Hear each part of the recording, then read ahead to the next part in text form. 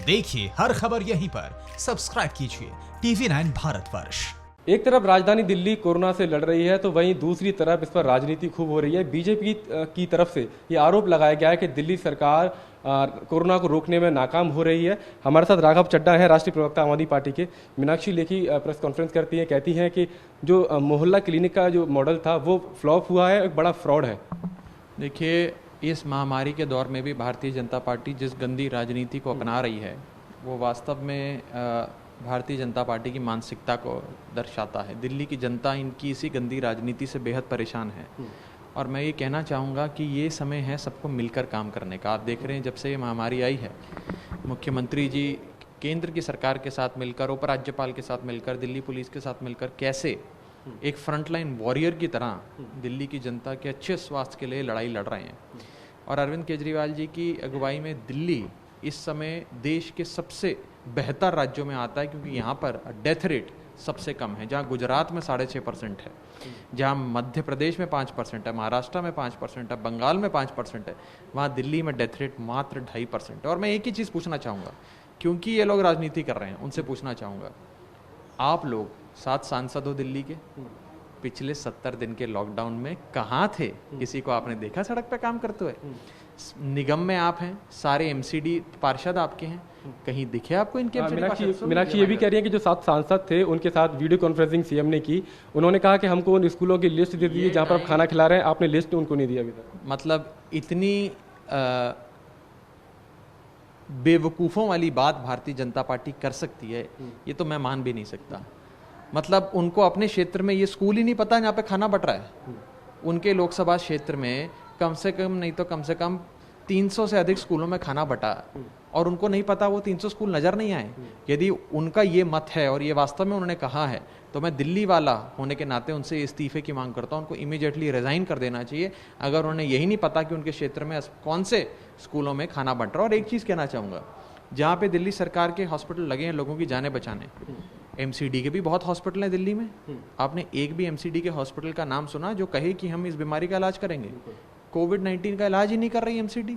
केंद्र सरकार के पास 10,000 बेड हैं अपने केंद्र सरकारी अस्पतालों में, जिसमें से 8,500 बेड कोविड के लिए ही नहीं है, मात्र 1500 बेड कोविड के लिए दिए गए हैं और 1500 में से भी 100-150 ही भरे हुए हैं, बाकी सारी खाली हैं। तो केंद्र सरकार भी इलाज नहीं कर रही।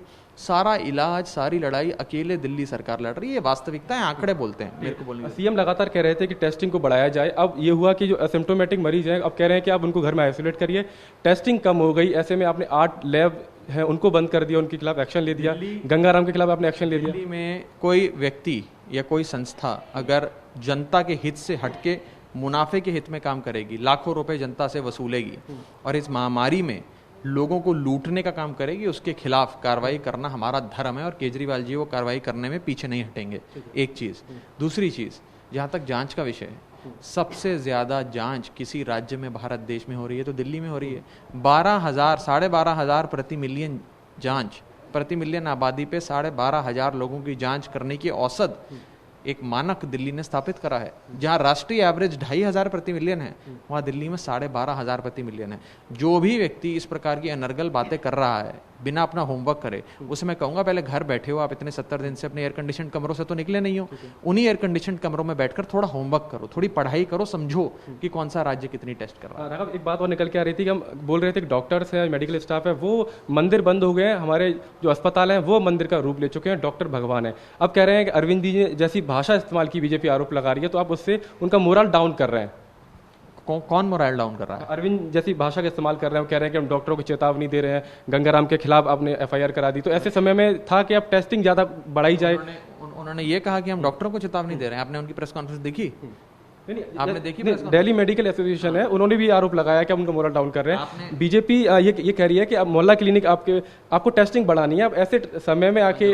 हाँ, तो सवाल पहले अपना समझाने का प्रयास करें हमें, तब हम जवाब दे पाएंगे। दिल्ली मेडिकल एसोसिएशन की एक फर्जी चिट्ठी चल रही थी कि दिल्ली मेडिकल एसोसिएशन ने माननीय मुख्यमंत्री जी को कहा कि आप ये गलत कर रहे हैं। एक दिन बाद असली दिल्ली मेडिकल एसोसिएशन के अध्यक्ष सामने और कहा कि हमने तो इस प्रकार की कोई चिट्ठी नहीं निकली।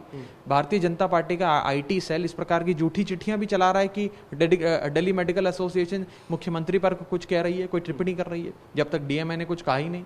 इस प्रकार की बातें करना इस महामारी में ये भारतीय जनता पार्टी की गंदी राजनीति दिखाता है। पूरी राजनीति पूछना चाहूंगा, क्या मीनाक्षी लेखी जी और पूरी बीजेपी ये अमित शाह जी के कहने पे राजनीति कर रही है, बीजेपी के आला कमान के कहने पे राजनीति कर रही है? क्योंकि इस समय महामारी के दौर में जो राजनीति करेगा उसे जनता माफ नहीं करेगी। चलिए, तो ये आम आदमी पार्टी के राष्ट्रीय प्रवक्ता राघव चड्ढा जिनका कह रहे हैं कि कोरोना के समय में बीजेपी राजनीति कर रही है, और वहीं वो मीनाक्षी लेखी पर यह सवाल उठा रहे हैं कि क्या मीनाक्षी लेखी अमित शाह के आदेश पर इस तरह की राजनीति दिल्ली में करने पर उतर आई हैं। कैमरा पर्सन अशोक के साथ मानव यादव, टीवी9 भारतवर्ष, दिल्ली।